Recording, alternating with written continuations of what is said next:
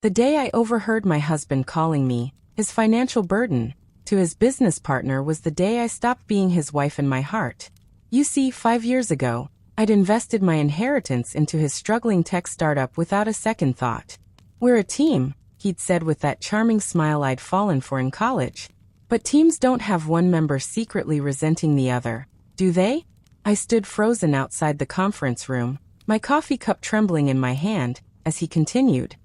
Once we go public next month, I'll figure out how to minimize her shares. She doesn't understand business anyway. His partner laughed, and something inside me shattered, but something else, something stronger, began forming in its place. I'd always been the supportive wife, the woman who'd put her own career on hold to help build his dream.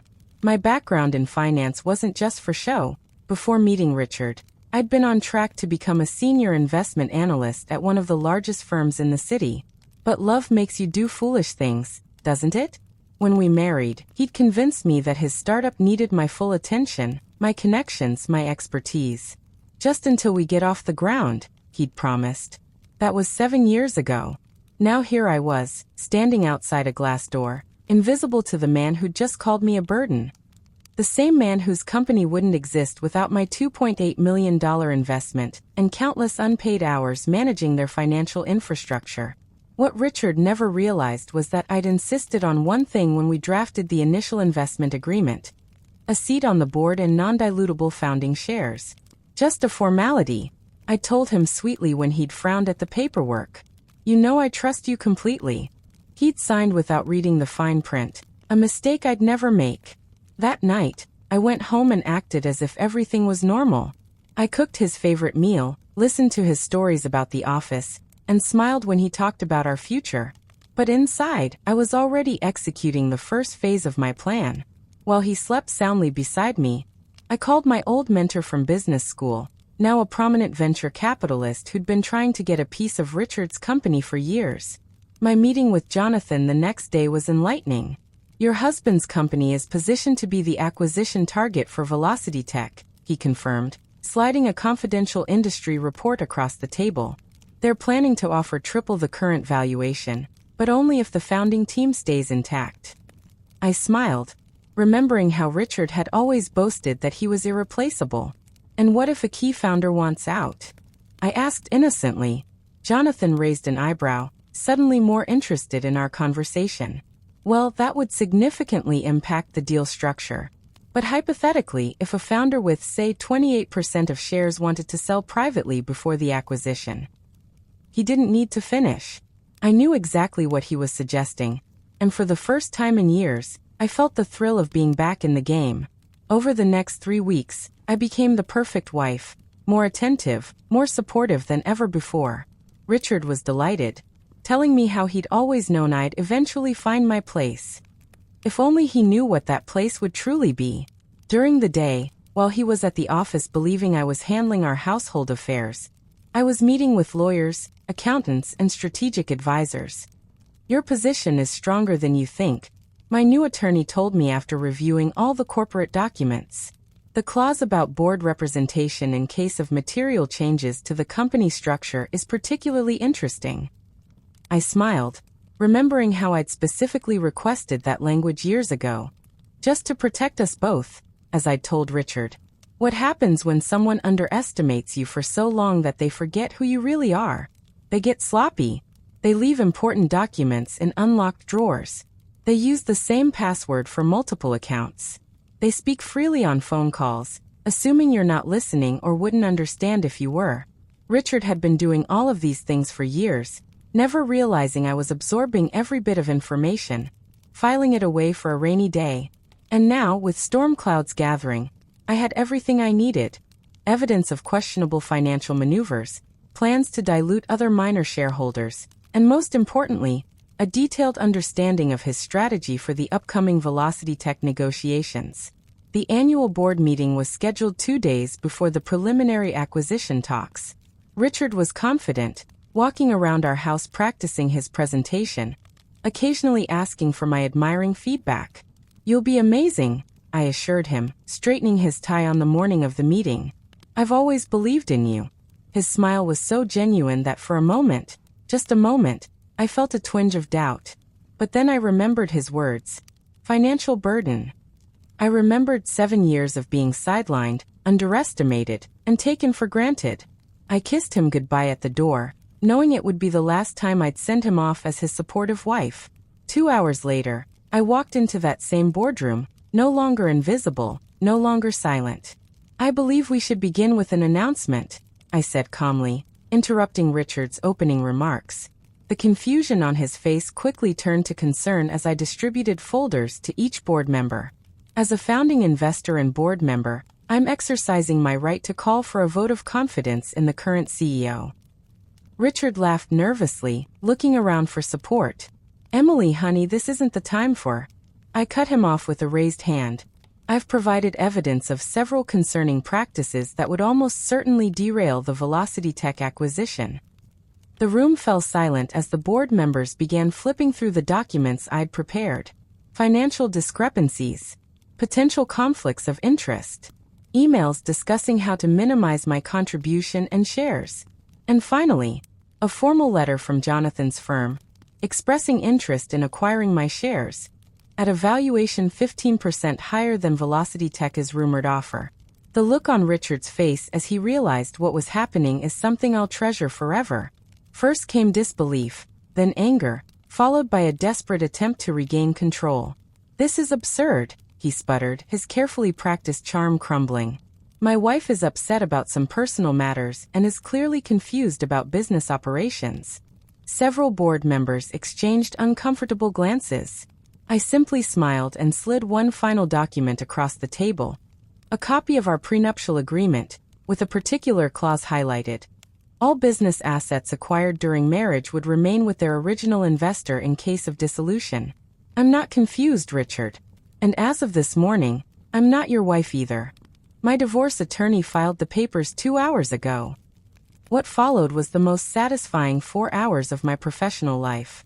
The board members, many of whom had patronized me at company events, assuming I was just Richard's pretty wife, now listened intently as I methodically walked them through my concerns about the company's direction. I presented an alternative leadership structure, one that would maximize the Velocity Tech opportunity while protecting all shareholders. The choice is simple, I concluded. Continue with leadership that has demonstrated questionable judgment, or make a change that will likely increase your personal returns by at least 30%. Money talks, and in that moment, it was speaking my language. Richard's closest ally on the board was the first to turn, asking pointed questions about discrepancies I'd highlighted. By hour 3, Richard's position was untenable.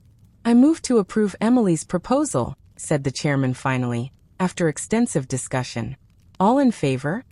Hands rose around the table, all except Richard's, of course. His face had gone from red with anger to ashen with defeat. The chairman turned to him with practiced corporate sympathy. Richard, we appreciate everything you've built here. But given the circumstances, we believe a leadership transition is in everyone's best interest. I watched as 7 years of underestimating me crashed down on my soon-to-be ex-husband. He'd never bothered to learn the details of our company's governance structure. Never imagined I understood the mechanics of corporate control.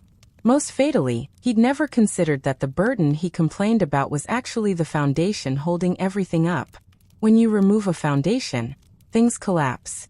The board appointed me interim CEO that same day, with a mandate to complete the Velocity Tech negotiations. Richard was offered a generous exit package, more than fair, considering the alternatives. As we all filed out of the boardroom, he grabbed my arm, his voice a harsh whisper. You planned this all along, didn't you? I gently removed his hand and straightened my jacket. No, Richard. I planned to be your partner in every sense of the word. You're the one who decided I was just a burden to be managed. I walked away as he stood there, finally seeing me clearly for perhaps the first time. The acquisition closed 3 months later, at a valuation 40% higher than initially projected.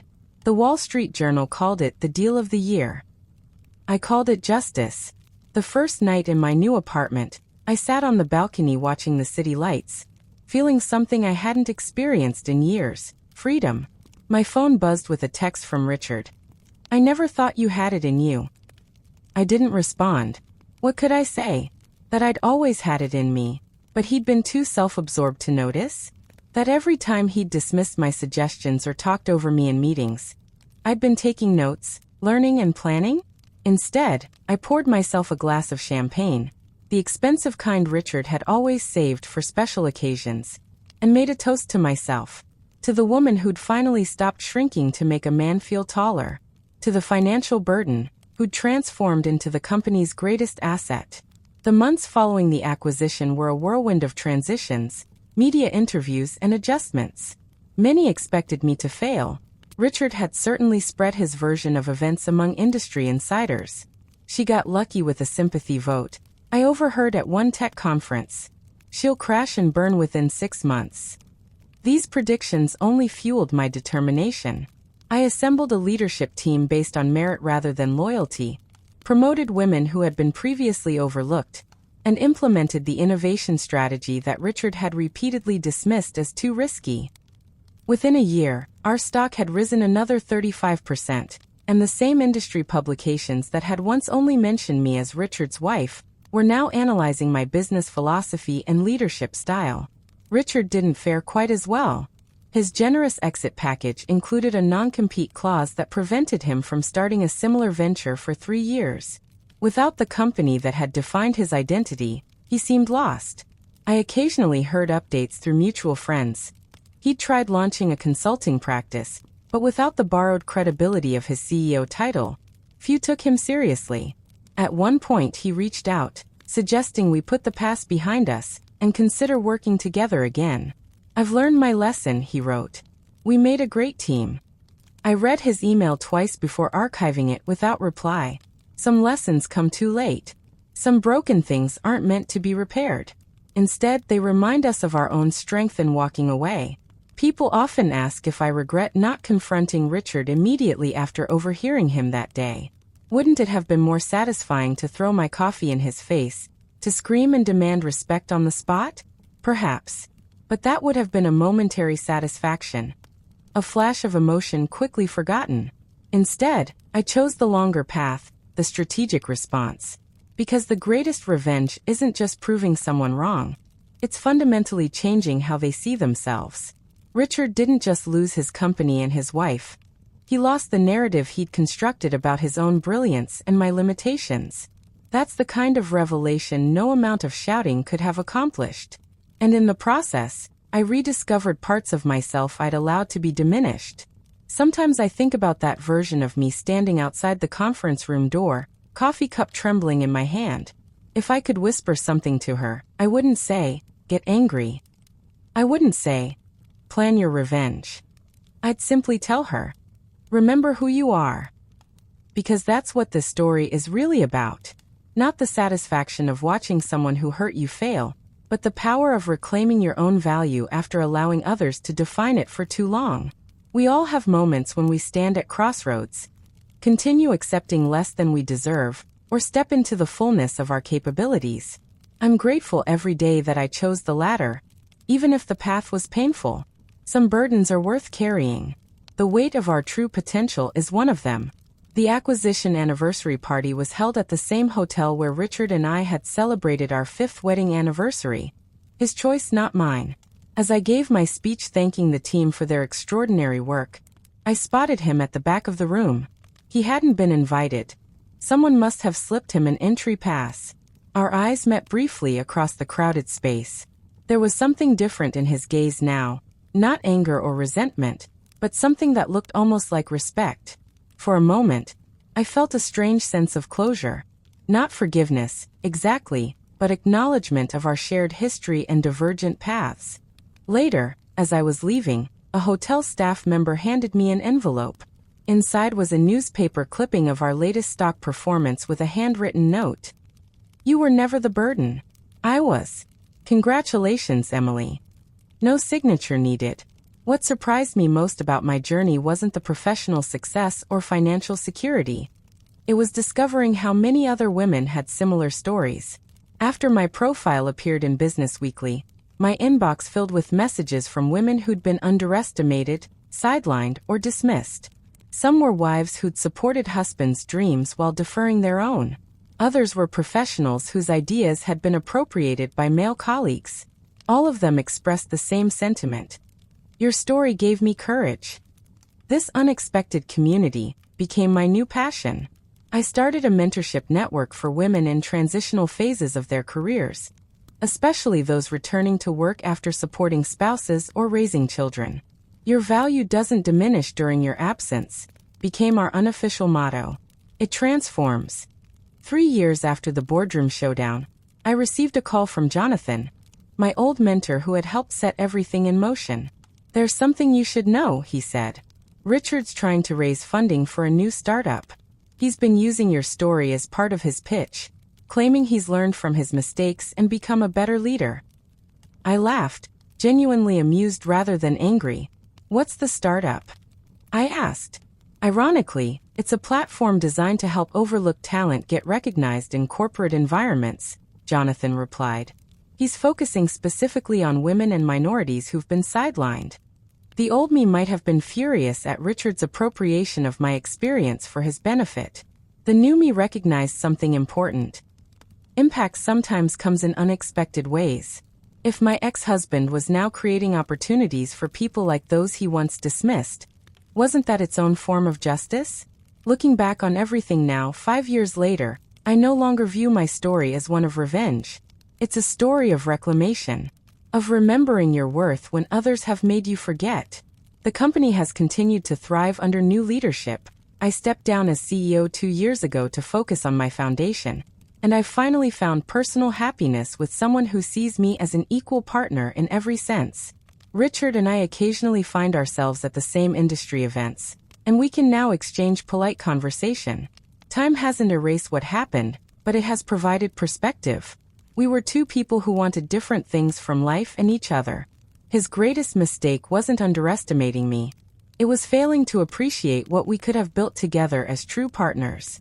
This morning, I received an invitation to speak at my alma mater's business school graduation. The theme they've suggested? Recognizing your value in a world that may not. As I contemplate what wisdom to share with these young graduates, I find myself returning to that pivotal moment outside the conference room door. The moment when everything changed. Not because my husband betrayed me, but because I finally heard clearly what had been whispered for years. Sometimes the most important voices we need to recognize are the quiet ones telling us uncomfortable truths. Sometimes the heaviest burdens we carry aren't the expectations others place upon us, but the limitations we accept for ourselves. And sometimes, the most powerful statement we can make isn't declaring our worth to others, but acting from the unshakable knowledge of it ourselves. You might be wondering why I'm sharing this story now, after all this time. It's not to convince you that revenge is the answer when someone wrongs you. It's not even to encourage you to stand up for yourself, though I certainly hope you do. I'm sharing it because somewhere right now, someone is standing outside their own metaphorical conference room door, hearing words that cut deep, feeling the ground shift beneath their feet. And I want that person to know. That moment of painful clarity can be the beginning of your greatest chapter, not the end of your story. The person who underestimates you today may be applauding you tomorrow. Not because they've changed, but because you finally stopped waiting for them to see your value and started acting from it. Remember, the same voice that whispers, "You're a burden," can be silenced by the actions of someone who knows their true worth. I often wonder what would have happened if I'd never overheard Richard that day. Would I have continued dimming my light to make his shine brighter? Would I have spent decades as the supportive wife, quietly resentful but never fully acknowledging why? Sometimes the greatest gifts come disguised as heartbreaks. Sometimes the words meant to diminish us become the very catalyst for our expansion. The conference room door that I stood behind wasn't just a physical boundary. It was the threshold between accepting others' definitions of me and creating my own. We all face these thresholds in life. The question isn't whether they'll appear, but whether we'll have the courage to cross them when they do. If my story resonates with you, perhaps you're standing at your own threshold right now, coffee cup trembling in hand, hearing truths you can no longer ignore.